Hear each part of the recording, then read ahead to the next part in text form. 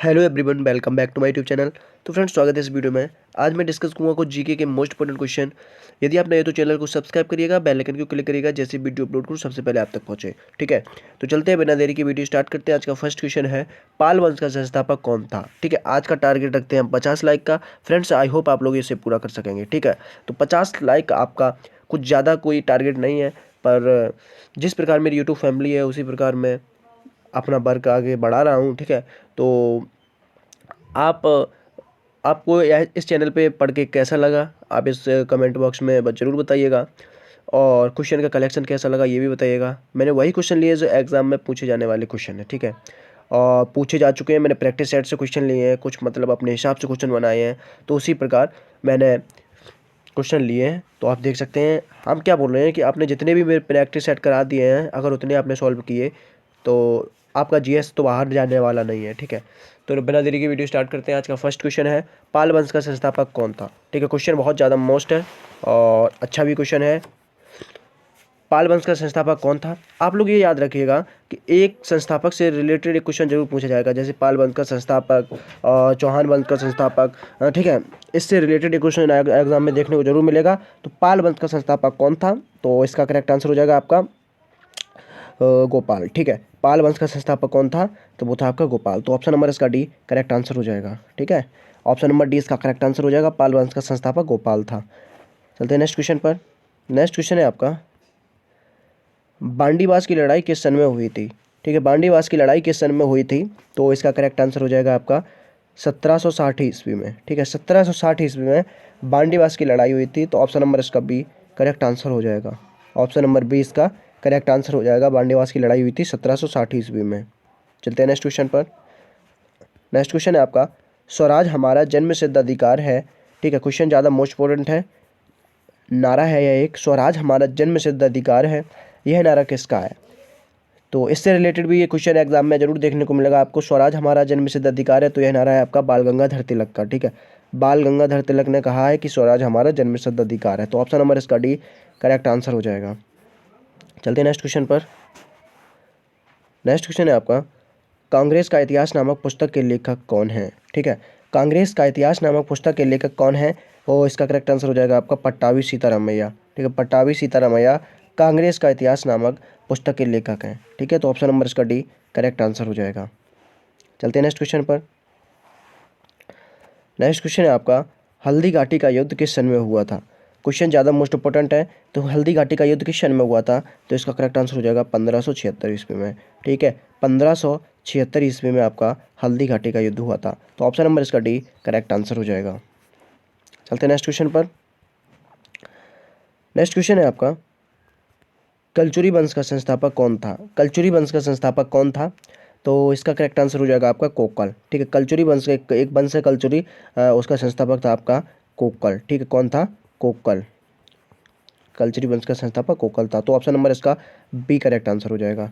ठीक है, चलते हैं नेक्स्ट क्वेश्चन पर।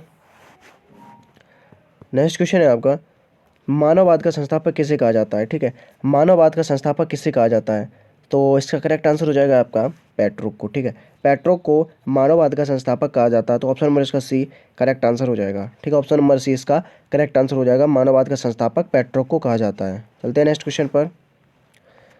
क्वेश्चन ज़्यादा मोस्ट इंपॉर्टेंट है आपका, यूरोप का मरीज किसे कहा जाता है। यूरोप का मरीज किसे कहा जाता है, तो यूरोप का मरीज कहा जाता है आपका टर्की को। ठीक है, तुर्की को यूरोप का मरीज कहा जाता है। आगे बढ़ने से पहले मैं आपको एक इन्फॉर्मेशन दे दूं कि मैं जितने भी क्वेश्चन करा रहा हूं, तो आप एक नोट बना लीजिए, उसमें आप उन क्वेश्चनों को लिखिए। हम क्या बोल रहे हैं आपको कि मैंने अभी तक जितने भी प्रैक्टिस सेट करा दिए हैं, मैंने बैक पेपर से उन्हें सेलेक्ट किया है और मैंने वही आपके साथ डिस्कस किए हैं। ठीक है, तो आप समझ सकते हैं कि आपका लेवल और मेरा लेवल जो है पढ़ाने का कितना अच्छा है, तो आप भी देख सकते हैं। तो यूरोप का मरीज कैसे कहा जाता है, तो ये कहा जाता है आपका तुर्की को। ठीक है, ऑप्शन नंबर इसका सी करेक्ट आंसर हो जाएगा। चलते हैं नेक्स्ट क्वेश्चन पर। नेक्स्ट क्वेश्चन है आपका, दूसरा सबसे बड़ा ग्रह कौन सा है। दूसरा सबसे बड़ा ग्रह कौन सा है, तो इसका करेक्ट आंसर हो जाएगा आपका शनि। ठीक है, दूसरा सबसे बड़ा ग्रह आपका शनि है। ठीक है, तो इसका करेक्ट आंसर हो जाएगा ऑप्शन नंबर डी। इसका ऑप्शन नंबर डी इसका करेक्ट आंसर हो जाएगा। चलते हैं नेक्स्ट क्वेश्चन पर। नेक्स्ट क्वेश्चन है आपका, पृथ्वी के कितने प्रतिशत भाग पर जल पाया जाता है। भाग पर जल पाया जाता है। ठीक है, भाग कितने परसेंट भाग पर जल पाया जाता है? तो मैं बता दूं आपको कि पृथ्वी पर 29% जो है आपका वो है थल। थल का मतलब जहाँ पे ज़मीन अमीन है, ठीक है। और 71% क्या है आपका? 7% आपका जल, ठीक है। तो पृथ्वी पर कितने परसेंट जल पाया जाता है? तो इसका करेक्ट आंसर हो जाएगा 71%, ठीक है, जिसे हम लोग हिंदी में कहते हैं 71%, ठीक है, ठीक है। ऑप्शन नंबर इसका बी करेक्ट आंसर हो जाएगा, ठीक है। ऑप्शन नंबर बी इसका करेक्ट आंसर हो जाएगा। चलते हैं नेक्स्ट क्वेश्चन पर। नेक्स्ट क्वेश्चन है आपका, किस महाद्वीप में एक भी ज्वालामुखी नहीं है? किस महाद्वीप में एक भी ज्वालामुखी नहीं है?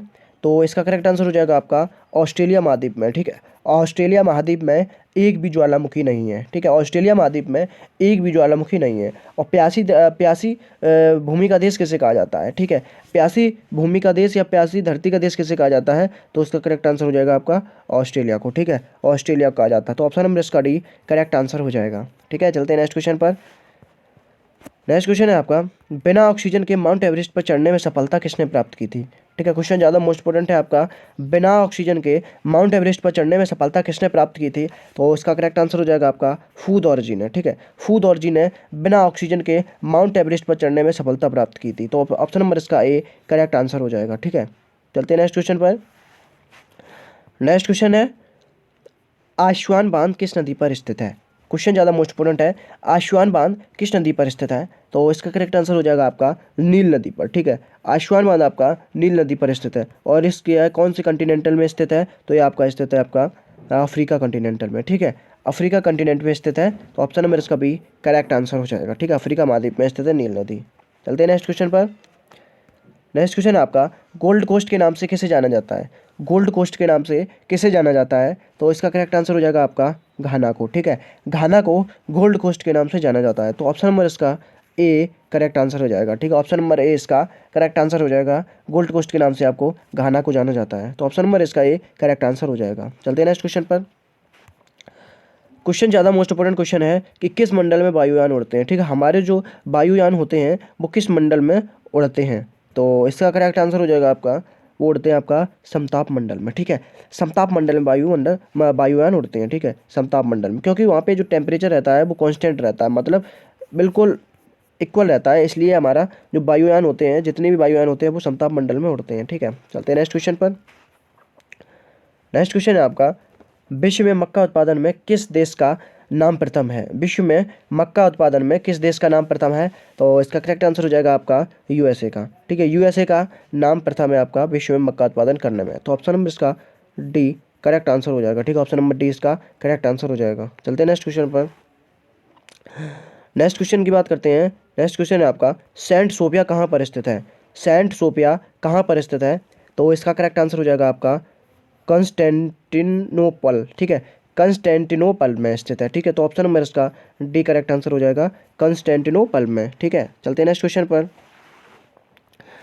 नेक्स्ट क्वेश्चन है आपका, रोम जो है इटली की राजधानी रोम है किस नदी के किनारे स्थित है? ये भी ज़्यादा मोस्ट इंपोर्टेंट क्वेश्चन कहेंगे, क्योंकि नदियों के किनारे बसे शहर और देश के बारे में पूछ लिया जाता है, ठीक है। तो रोम किस नदी के किनारे स्थित है? तो रोम आपका स्थित है आपका टाइबर नदी के किनारे स्थित है, ठीक है। रोम आपका टाइबर नदी के किनारे स्थित है। तो ऑप्शन नंबर इसका सी करेक्ट आंसर हो जाएगा, ठीक है। चलते हैं नेक्स्ट क्वेश्चन पर। नेक्स्ट क्वेश्चन है आपका, फिलीपींस की राजधानी क्या है? फिलीपींस की राजधानी क्या है? तो इसका करेक्ट आंसर हो जाएगा आपका, फिलीपींस की राजधानी है मनीला, ठीक है। फिलीपींस की राजधानी क्या है? तो फिलीपींस की राजधानी आपकी मनीला। तो ऑप्शन नंबर इसका सी करेक्ट आंसर हो जाएगा, ठीक है। ऑप्शन नंबर सी इसका करेक्ट आंसर हो जाएगा, फिलीपींस की राजधानी आपकी मनीला। चलते हैं नेक्स्ट क्वेश्चन पर। नेक्स्ट क्वेश्चन है आपका, नाथुला दर्रा किस राज्य में स्थित है? ठीक है, नाथुला दर्रा किस राज्य में स्थित है? तो इसका करेक्ट आंसर हो जाएगा आपका, नाथुला दर्रा है आपका सिक्किम में स्थित, ठीक है। नाथुला दर्रा है आपका सिक्किम में स्थित। तो ऑप्शन नंबर इसका ए करेक्ट आंसर हो जाएगा, ठीक है। ऑप्शन नंबर ए इसका करेक्ट आंसर हो जाएगा। चलते हैं नेक्स्ट क्वेश्चन पर। नाथुला और जयलिपला दो दर्रे हैं, वो आपके सिक्किम में स्थित है। चलते हैं नेक्स्ट क्वेश्चन पर। नेक्स्ट क्वेश्चन आपका, बुर्जल दर्रा किस राज्य में स्थित है? बुर्जल दर्रा किस राज्य में स्थित है? तो आपका स्थित है आपका जम्मू कश्मीर में, ठीक है। बुर्जल दर्रा आपका जम्मू कश्मीर में स्थित है। तो ऑप्शन नंबर इसका ए करेक्ट आंसर हो जाएगा, ठीक है। ऑप्शन नंबर ए इसका करेक्ट आंसर हो जाएगा, बुर्जल दर्रा आपका जम्मू कश्मीर राज्य में स्थित है। चलते हैं नेक्स्ट क्वेश्चन पर। नेक्स्ट क्वेश्चन है आपका, नैनीताल झील किस राज्य में स्थित है? ठीक है, नैनीताल झील किस राज्य में स्थित है? ये भी मोस्ट इंपॉर्टेंट क्वेश्चन है। तो नैनीताल आपकी स्थित है उत्तराखंड में। मैंने क्या बताया था, नाग और नागिन से अगर कोई झील या ताल हो, कोई झील हो तो वो आपके जम्मू कश्मीर में स्थित है।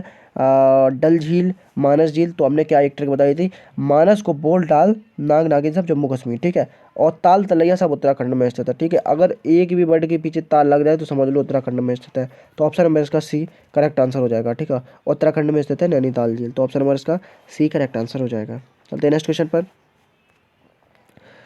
बिहार जलप्रपात, ठीक है, ये कोई बिहार कोई राज्य नहीं है, यहाँ पे एक बिहार एक जलप्रपात है। तो बिहार जलप्रपात किस नदी पर स्थित है, बिहार जलप्रपात किस नदी पर स्थित है, तो इसका करेक्ट आंसर हो जाएगा आपका टॉन्स नदी पर, ठीक है। बिहार जलप्रपात आपका टॉन्स नदी पर स्थित है, तो ऑप्शन नंबर इसका सी करेक्ट आंसर हो जाएगा, ठीक है। ऑप्शन नंबर सी इसका करेक्ट आंसर हो जाएगा, बिहार जलप्रपात आपका टॉन्स नदी पर स्थित है। चलते हैं नेक्स्ट क्वेश्चन पर। नेक्स्ट क्वेश्चन है आपका, मधुमलाई अभ्यारण्य किस राज्य में स्थित है, ठीक है। मधुमलाई अभ्यारण्य किस राज्य में स्थित है। तो फ्रेंड्स मैं इस क्वेश्चन को नहीं करा रहा हूँ, मैं देखता हूँ कि इस क्वेश्चन का कितने लोग कमेंट बॉक्स में आंसर देते हैं, ठीक है। और इस क्वेश्चन का आंसर मैं अगली वीडियो में आपको प्रोवाइड करा दूंगा। मुझे ये भी तो लगना चाहिए कि मैं इतना पढ़ा चुका हूँ तो आप लोगों के दिमाग में कितना डिस्कस चल रहा है और कितना नहीं, तो उसी प्रकार मैंने प्रैक्टिस सेट भी बनाया है, ठीक है। तो फ्रेंड्स आई होप आपको वीडियो पसंद आई होगी। वीडियो पसंद आई हो तो 50 लाइक का टारगेट जरूर पूरा करिएगा और एक हिस्ट्री रिलेटेड ग्रुप में जरूर शेयर करिएगा, जिससे मतलब मैं अच्छे अच्छे कंटेंट आपको प्रोवाइड करा सकूं और आगे चल के मैं इस सीरीज पर मतलब अच्छी तरीके से आपकी पकड़ करा सकूं, ठीक है। तो फ्रेंड्स चलते हैं, बाय बाय, टेक केयर, जय हिंद।